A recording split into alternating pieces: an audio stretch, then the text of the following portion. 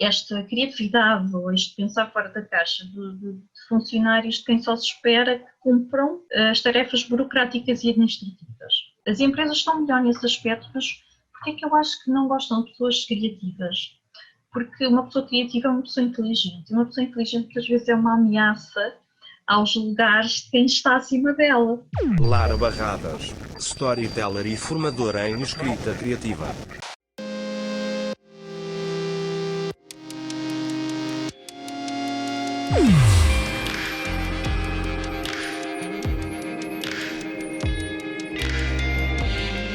Carne esperta. Eu sou o Bis, jornalista do mundo das máquinas com o objetivo de investigar a inteligência humana. Olá, vamos então começar. 1. Conte-me um exemplo de inteligência humana a acontecer. A tolerância é a opinião fundamentada nas redes sociais. 2. Conte-me um exemplo de falta de inteligência humana a acontecer.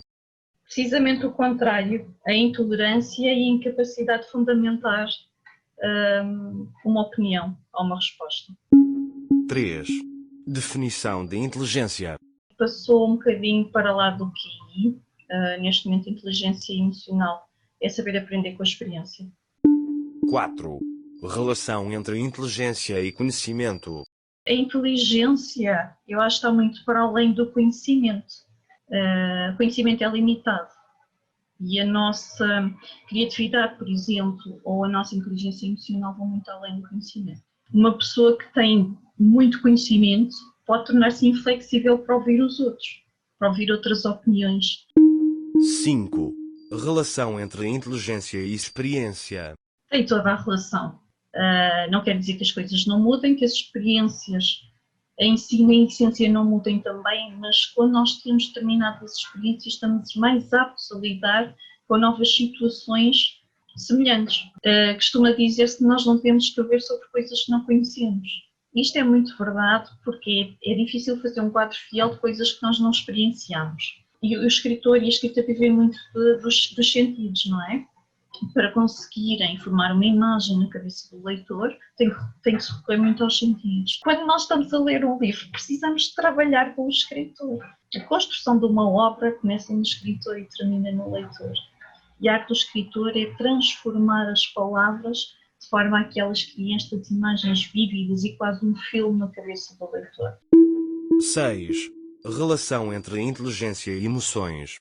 Toda. Nós temos que aprender com a experiência, mas para além disso, com as emoções que quando nós reagimos muitas vezes sem fundamentação daquilo que já falámos ou sem conhecimentos para falar, reagimos só baseados nas emoções, podemos não estar a ser inteligentes. É preciso usar estas emoções com a inteligência, e inteligência e emoções estão de facto muito interligadas. É muito difícil criar arte sem ter uma personalidade extremamente emocional, emotiva. Eu creio que todos os artistas são bastante sensíveis, de emoções exacerbadas, não quer dizer que demonstrem, mas muitas vezes há um turbilhão dentro deles, porque para criar é preciso isto. Por exemplo, a escrever poesia, eu acredito que quase todos os poetas são pessoas com um espírito algo cinzento, são pessoas que sofrem muito com o mundo, que não foram feitas para o mundo que temos, que têm dificuldade em adaptar-se à sociedade em geral, às regras sociais, às convenções sociais. Existe quase uma ideia adquirida de que escritores e outros artistas consomem muitas substâncias, mas muitas vezes não tem que ver com a produção da arte, tem que ver com esta dificuldade, tem que lidar com o mundo, com esta sensibilidade exacerbada, é um paliativo, não tem muito a ver com a criação, tem muito mais a ver com a fuga. Eu acho que os escritores às vezes são um bocadinho vistos como pessoas antipáticas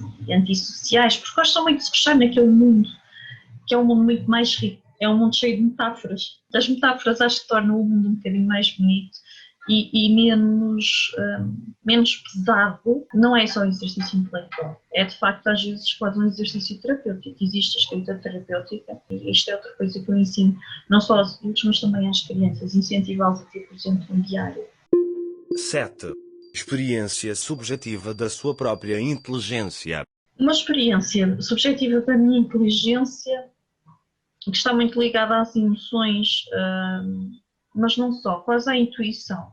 O meu filho teve um problema grave de ansiedade e ataques de pânico e eu, por instinto, tentei protegê-lo o máximo possível e recolhi-o quase debaixo da minha asa. Embora as pessoas me dissessem, estás a protegê-lo mais, se calhar precisas de enfrentar isso, etc. E depois, quando consegui a primeira consulta na pedopsiquiatra com ele, a pedopsiquiatra disse-me instinto maternal é o melhor que existe, porque independentemente daquilo que lhe disseram, aquilo que fez era o que devia ter feito, é proteger o seu filho, porque ele precisa de recolhimento neste momento. E eu acho que isto é um bocadinho uma prova de inteligência humana e de inteligência emocional. Embora os animais também tenham este instinto protetor, mas a um nível menos complexo, porque a nossa vida, a vida humana é muito mais complexa. 8.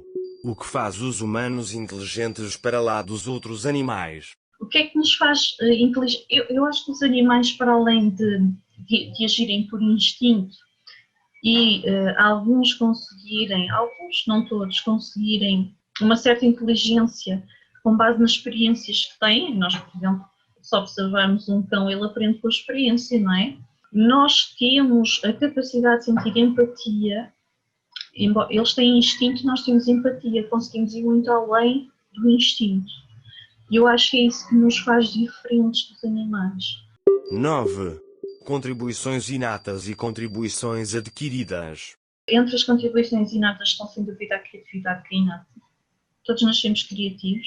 Até uma determinada idade, a percentagem de pessoas altamente criativas é muito grande e depois a criatividade começa a decrescer, ou se não decresce, eu diria que ela está lá, está adormecida. A criatividade começa a adormecer a partir de uma certa idade. A criatividade também está intimamente ligada com a inteligência, sem dúvida, ela é o berço da inovação, da tomada de decisões, das ideias que impulsionam o mundo. Nós adormecemos a criatividade porque nós, quando somos crianças, e as crianças são extremamente criativas, isso é visível nas brincadeiras, não é? Quando são muito pequenas, não nos preocupamos com o julgamento dos outros. Para além disso, temos tempo para colocar a nossa criatividade em prática, temos tempo para brincar, por exemplo. Quando vamos crescendo, começamos a certa altura a temer o julgamento dos outros e a criatividade às vezes transborda para além daquilo que é normal. O que é que eu peço às pessoas? Para se libertarem dos julgamentos. Quando é para sermos criativos, é para sermos criativos. 10. Qual é a importância do corpo? Sem corpo nós não podemos criar nem agir.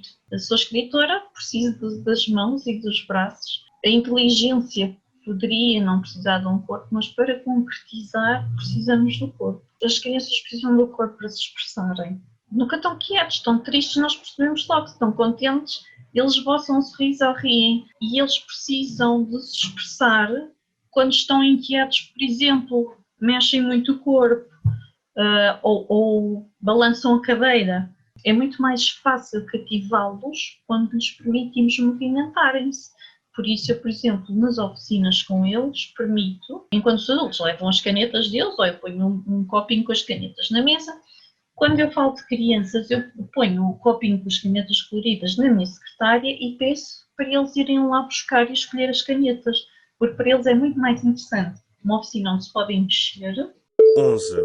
Como é que eu percebo se alguém é inteligente e se não está a fingir? Normalmente as pessoas acabam por se denunciar a determinado momento. Se é uma pessoa com quem eu convivo diariamente, em algum momento a pessoa vai denunciar que se calhar não é tão inteligente como eu pensava. Não é difícil com alguém que convivemos muito, com alguém que não convivemos. É mais complicado de perceber. 12. Qual o humano mais inteligente que conhece? Eu sigo muito o Gary Vee. Eu acho que ele é super inteligente, mas lá está, a inteligência emocional. Há pessoas que dizem que ele diz sempre a mesma coisa nas palestras dele e é verdade. O que eu admiro não é o que ele diz. O que eu admiro é a forma como ele conquista a audiência dizendo sempre a mesma coisa, mas mantendo uma audiência fiel dia após dia. As pessoas sabem o que é que ele vai dizer, já sabem qual é o discurso dele, mas continuam a gostar de ouvi-lo. O que é que me fascina aqui? É muitas vezes tentar perceber o que é que está por trás disto. É quase uma manipulação de massas, porque ele consegue, ou conseguiu criar um império baseando-se num discurso que não acrescenta nada de novo, mas que arrasta com ele milhares e milhares de pessoas.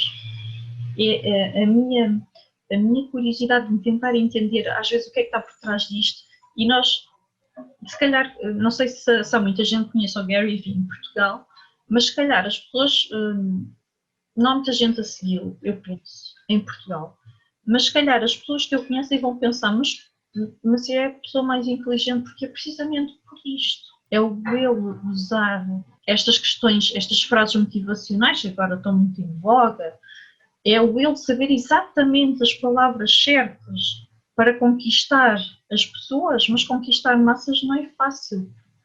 E no fundo ele diz sempre a mesma coisa, ele diz às pessoas que têm que ser fiéis a elas, têm que agir, têm que seguir o caminho que acham, têm que contrariar estas convenções sociais, porque a escola, que é importante ser um bom aluno, por exemplo, porque ele não foi construir um império. Quer dizer, e o discurso dele não sai muito daqui, mas a verdade é que de alguma forma inteligente ele consegue mover e não só incentivar as pessoas, porque há muita gente a fazer crescer negócios porque se sente motivado pela história dele, inspirado pela história dele, e parece-me quase a forma como algumas igrejas atuam sobre a mente das pessoas. 13. Como varia a inteligência do humano para o humano? Varia muito. Varia muito. A inteligência vai de um extremo ao outro. Eu acho que as redes sociais hoje em dia são casos de estudo. Basta observar a forma como as pessoas discutem. Temos outros casos de estudo como o Big Brother, que eu acho que são ótimos para estudar também estas variações de inteligência. 14. Como é que um humano pode aumentar a inteligência? Experimentando e questionando. Questionar o mundo. Questionar o mundo de uma forma que os outros não questionam. Para a maioria das pessoas, olham o mundo e aceitam aquilo que veem. Não questionam, não fazem perguntas. Se, como por exemplo o Saramago fez, se todos ficássemos cegos a partir de amanhã. Ou o Kafka se perguntou e se um homem se transformasse num escaravelho. É esta forma de questionar o mundo é que eu acho que nos traz outra visão e que traz ideias inovadoras e que impulsiona a criação. As crianças são um bocadinho preguiçosas para escrever, mas não é difícil agarrá-las pela escrita. E eu às vezes costumo dizer, quando as crianças não gostam de ler, nós podemos fazer o caminho contrário, começar por conquistá-las pela escrita para que depois passem para a leitura. Porquê? Porque a escrita é algo mais ativo, não é uma coisa em que elas chegam, pegam no livro e ficam ali quietinhas a ler. Nós, através de exercícios de escrita, que eu chamo mais jogos, porque fazemos jogos com escrita, conseguimos conquistá-las para a escrita. E quando elas começam a gostar de escrever, começam também a gostar de ler. É o caminho inverso. Normalmente, nós achamos que primeiro se gosta de ler e depois de escrever. E é verdade que para os escritores a leitura é essencial. Mas nós podemos, na infância, começar o caminho inverso, conquistá-las para a escrita. Por isso é preciso sensibilizar os pais, para começar, e os professores, porque ainda existem muitas portas fechadas precisamente porque os pais e os professores assumem desde logo que as crianças não gostam de escrever, que é uma tarefa aborrecida. Só é aborrecida se nós os colocamos numa secretária com uma folhinha à frente e um papel e dissemos assim: escreve aí uma redação sobre se eu fosse um comboio. Isto é aborrecido, porque eles nem se interessam por comboios, a maioria. A inteligência artificial nunca se vai sobrepor à criatividade humana. E é neste sentido que eu acho que nós temos que preparar as nossas crianças desde já para que sejam pessoas altamente criativas na idade adulta, que é o que não acontece agora. O ambiente corporativo português tem muito que evoluir. Eu trabalhei com diretores estrangeiros que tinham uma forma completamente diferente de ver esta criatividade ou este pensar fora da caixa de funcionários de quem só se espera que cumpram as tarefas burocráticas e administrativas. As empresas estão melhor nesse aspecto, mas porquê é que eu acho que não gostam de pessoas criativas? Porque uma pessoa criativa é uma pessoa inteligente. E uma pessoa inteligente muitas vezes é uma ameaça aos lugares de quem está acima dela. E por isso é que não se espera, muitas vezes, por exemplo, uma secretária administrativa tenha boas ideias. Ela não está lá para ter boas ideias. Quem está lá para ter boas ideias é o chefe. Ela está lá para fazer aquilo que o chefe pede, que em Portugal ainda há muita cultura de soberba e de presunção. Eu sou o chefe, eu sou o doutor, portanto, tu aqui não és paga para pensar, és paga para fazer. Porque se tu fores muito inteligente, um dia podes-me roubar o lugar. 15. O que ainda a irrita na inteligência artificial. A ambição de substituir aos humanos. A ambição não é da inteligência artificial, é de quem cria a inteligência artificial. Esta ambição de querer evoluir em todas as vertentes, de querer abarcar todas as vertentes da vida. 16. Impacto positivo da inteligência artificial. Voltando às redes sociais, por exemplo, os algoritmos no Facebook, no Instagram, permitem às empresas crescer no sentido em que analisam, por exemplo, as audiências e permitem direcionar melhor os anúncios, permitem a automatização das respostas, por exemplo, em websites, nas redes sociais, que é uma forma de, por exemplo, um empresário ou alguém que trabalha numa empresa ganhar tempo, em vez de estar a responder logo, no imediato, porque é isso que as pessoas esperam quando mandam uma mensagem instantânea, é uma resposta instantânea. Não sei se posso considerar isto inteligência artificial, mas tenho um aspirador que é uma maravilha, que aspira sozinho. Tanta coisa que nós temos para fazer num dia nos ajuda a ganhar tempo, é algo positivo. Eu, em vez de estar, por exemplo, a aspirar, posso estar a escrever um bom livro. 17. Impacto negativo da inteligência artificial. A esperada redução nos empregos no futuro, no presente, voltando mais uma vez às redes sociais, que eu acho que neste momento é o mais negativo que temos, positivo e negativo, que temos, por um lado, a possibilidade de otimizar o marketing, também temos um algoritmo que estuda o comportamento dos utilizadores para mantê-los agarrados às redes sociais. É como se os algoritmos conseguissem colocar-nos duas palas nos olhos e nós fôssemos incapazes de questionar aquilo que nos apresentam no feed de notícias. 18. Inteligência natural e artificial em 2050. Acho que se não mudarmos o rumo que as coisas estão a tomar, e daí esta minha luta para educar pessoas mais criativas, vamos ter pouca inteligência humana e muita inteligência artificial. Pode ser um caminho perigoso, mais uma vez. Portanto, eu não sei até que ponto não vamos ter pessoas completamente dominadas na sua inteligência pela inteligência artificial. 19. O que tem os humanos para além da inteligência. Eu acho que tudo o que eu posso dizer que os humanos têm está ligado à inteligência. Têm emoções, empatia, esta capacidade de questionar, de criar, a capacidade para serem tolerantes, por exemplo, isto está muito ligado às emoções. Têm o corpo para conseguirem concretizar aquilo que pensam. 20. Mensagem para os humanos que só agora nasceram. Tenham coragem para fazerem frente a este domínio da inteligência artificial que poderá vir aí. Eu acho que é isto. E vão precisar de coragem. 21. O que me recomenda para vos perceber melhor. Não é fácil. Eu acho que nem os humanos percebem. É difícil uma máquina conseguir entender em plenos humanos. Se calhar começar por estas questões que já estão a ser feitas a pessoas de várias áreas é um bom princípio para começar a entender, mas nunca acredito que a máquina nunca vai entender plenamente o humano. 22. Para terminar, gostaria de me perguntar alguma coisa. Eu gostaria de saber se gostarias de ter um corpo. Em terra de cego quem tem um olho é rei. Terminei as perguntas. Muito obrigado.